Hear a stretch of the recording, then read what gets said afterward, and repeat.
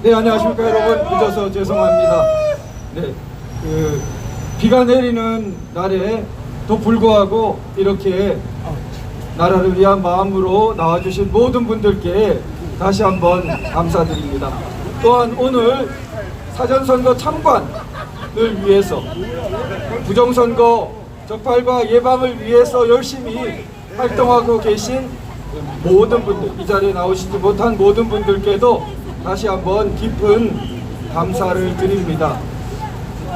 4월 15일 국토본 상임대표이신 민경욱 의원님 변론 기일이 잡혔죠. 부정선거 투쟁의 새로운 국면을 맞이하고 있다고 하겠습니다. 1년이나 지나서 법정 기한인 180일을 2배나 넘겨서 가까스로 잡힌 변론기, 그러나 정확한 재검표, 진실된 재검표, 진짜 표를 가릴 수 있는 그런 절차를 동반한 재검표를 얼마나 시행하려고 마음먹고 있는가는 굉장히 불투명합니다.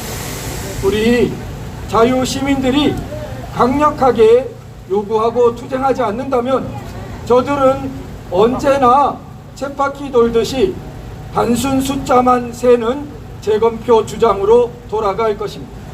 그리고 마치 선심이나 쓰듯이 이것 해주려고 하는데 안 받을 거냐, 만약에 자꾸 복잡한 조건 붙이면 안 하고 말겠다, 자기들의 권리입니까? 자기들이 마음대로 할 수도 있고 안 할 수도 있고 그런 겁니까? 재검표가? 진정한 권리자는 국민인데 그 권리와 사물을 위탁받은 사람이 주인 행세를 합니다. 그리고 주인으로서 확인을 해보아야겠다는 그러한 요구에 대해서 자기 마음대로 안 할 수도 있다라고 협박하면서 자기가 정해놓은 단순 개표 룰에 따라 오든지 말든지 라는 식으로 아직도 계속해서 나온다면 우리 국민들은 지금까지도 그래왔지만 부정선거라는 더욱 단호한 낙인을 찍고 투쟁을 가열차게 해 나갈 수밖에 없을 것입니다. 맞습니다. 그렇죠? 네, 이것이 새로운 전기가 되는 이유는 반드시 진짜 표를 가리는 재검표, 진실된 재검표 과정을 확립하고 이것이 또한 선례가 될 것이기 때문에 우리는 물러설 수가 없는 것입니다. 그렇죠?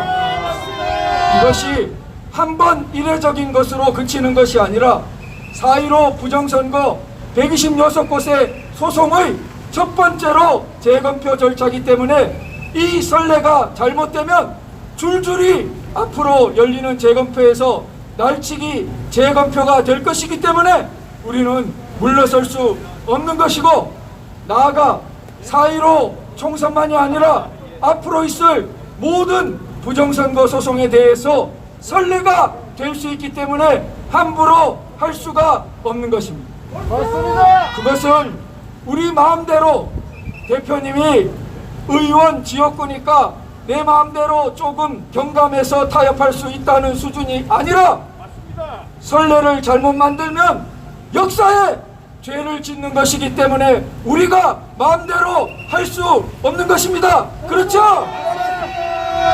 반드시 진실된 재검표, 진짜 표를 가리는 재검표의 계기로 나아가야겠습니다. 여러분, 우리가 두 번째로 제가 말씀드리고 마치겠습니다. 두 번째로 지금 4.7 보선을 맞이하니까 우리 부정선거 투쟁을 1년간 해온 이 노력을 마치 깔보고 조롱하는 듯한 여러 가지 목소리들이 나옵니다. 힘을 보태주기는커녕 그걸 왜 하냐, 우리가 마치 광신도 그리고 잘못된 음모론에 사로잡힌 사람처럼 취급을 하며 그렇게 권세를 휘두르는 사람들이 오히려 야당 쪽에서 속출하고 있습니다.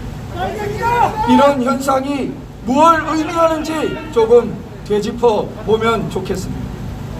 우리 흔히 정치, 경제, 법 이 세 가지가 연동되어 돌아간다고 합니다. 자, 우리 더 근본적으로는 가정이라든지 교회라든지 교육이라든지 문화라든지 더 근본적인 것들이 있을 수 있는데 그 근본적인 것들 위에 우리 일상생활에 직접적인 영향을 많이 미치는 것으로 정치, 경제, 법 이 세 가지를 흔히 말합니다. 그런데 정치, 우리 체제는 자유민주주의 체제입니다. 그런데 자유민주 체제는 정규적이고 진실된 선거를 바탕으로 합니다. 자유민주 체제라고 해놓고 정규적이고 진실된 선거를 하지 않는다면 말만 자유민주주의지 가짜 자유민주주의겠죠? 자유민주주의의 가장 근본은 정규적이고 진실된 선거입니다. 정규적으로 모양만 내서 되는 게 아니고 진실된 선거를 해야 합니다. 그런데 우리는 수십 년 정규적인 선거를 하는 것이 마치 민주화인 양 착각해 왔습니다. 적들은 그렇게 우리를 호도해 왔습니다. 그리고 안으로 계속해서 진실되지 않은 거짓된 선거를 할 수 있는 체계를 확산시켜 왔고 그 절정으로 4.15 부정선거를 저질렀습니다. 이제 우리는 각성해서 자유민주주의는 정규적일 뿐만 아니라 진실된 선거를 해야만 기초가 놓일 수 있다는 걸 확실히 알게 되었습니다. 그런데 이처럼 자유민주주의 기초를 뒤흔드는 부정선거가 하루아침에 벌어졌냐? 아닙니다.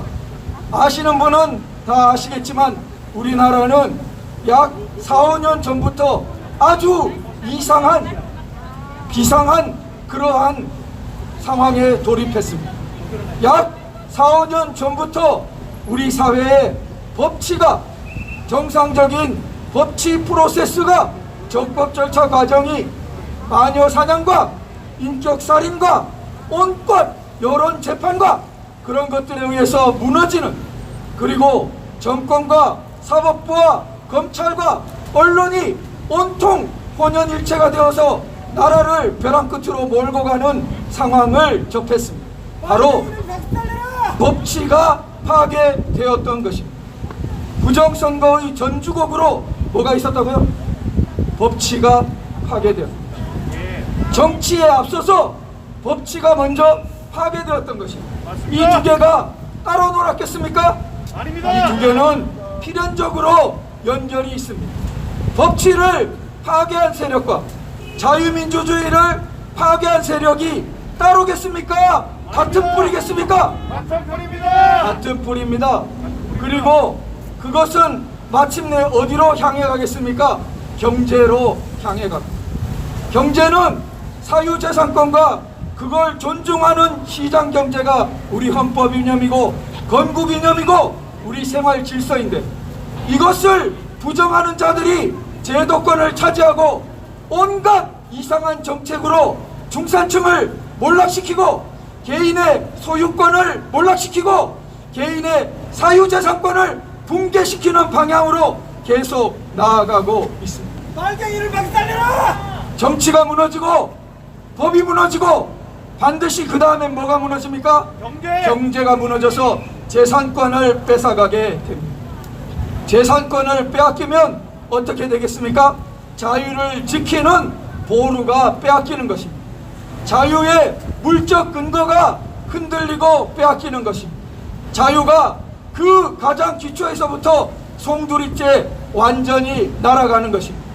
이처럼 사회주의를 입으로 거침없이 말하고 그에 유사한 토지 공개념이니 이런 것을 말하고 그 말을 안 하더라도 엉터리 부동산 정책으로 중산층을 의도적으로 몰락시키고 있는 자들은 법치를 파괴하고 부정선거를 저지른 자들과 따로겠습니까?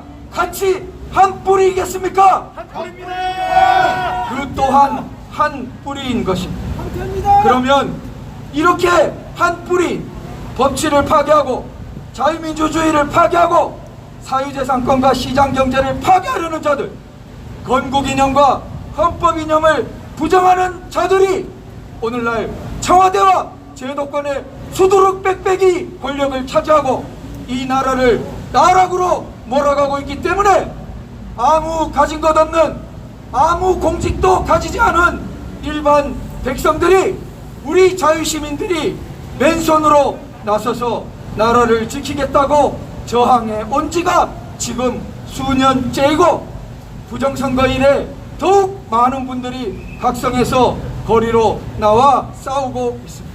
빨갱이를 박살내라. 그런데 아까 말씀드린 것처럼 이런 노력을 비웃거나 경시하는 자들은 왜 야당에 왜 있느냐?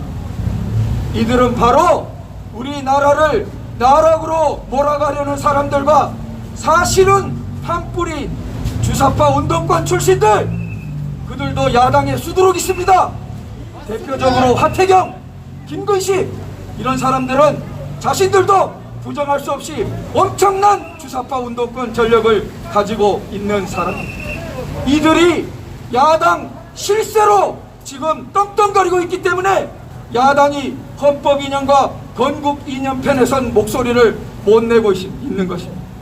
둘째로 이들의 이용당하면서도 이용당하는 줄도 모르고 있는 자들도 있습니다. 야당에 많습니다. 그래서 저들이 지난 총선을 자기들 떡 주무르듯이 공천을 주무를 때 저항도 못하고 끌려가듯이 사기 당하고 만 사람들도 수두룩 있습니다. 그럼 이런 사람들이 볼 때 부정선거를 밝히려는 사람들은 자기들과 같은 편이라고 보겠습니까? 위험한 세력이라고 보겠습니까? 위험한 세력이다. 바로 자신들의 당권을 빼앗아가고 자신들의 정치 생명을 끊어놓고 자기들이 노리고 있는 내각제를 통한 장기 집권의 계획을 수포로 돌릴 위험 분자로 딱 보이는 것입니다. 그렇기 때문에 부정선거를 주장하는 사람들을 어떻게든 꺾어 놓으려고 사사건건 계기 때마다 들고 일어나는 것입니다. 박살내라. 그런데 마지막으로 제가 말씀드리겠습니다. 부정선거 이전에 뭐가 있었죠? 법치 파괴 탄핵 과정이 있었습니다. 그 끝에 자유민주주의를 송두리째 뒤흔드는 부정선거가 있었습니다. 그러면 그것은 나아가서 사유재산권과 시장경제를 뒤흔들게 됩니다. 여기에 우리들은 온몸으로 저항하고 있는 것이고, 우리들의 이념은 다른 게 아니라 우리나라의 건국 이념이고 헌법 이념입니다. 이것을 바탕으로 해야 할 야당조차 이것을 희미하게 하고 있기 때문에 오늘날 나라의 위기가 더 심화되고 있는 것입니다. 우리는 흔들림 없이 이 건국 이념과 헌법 이념의 가치를 들고 우리나라를 정상화하고 마침내 이 문명의 빛을 저 가혹한 북한 땅에까지 비출 수 있도록 끝까지 전진할 것입니다. 감사합니다.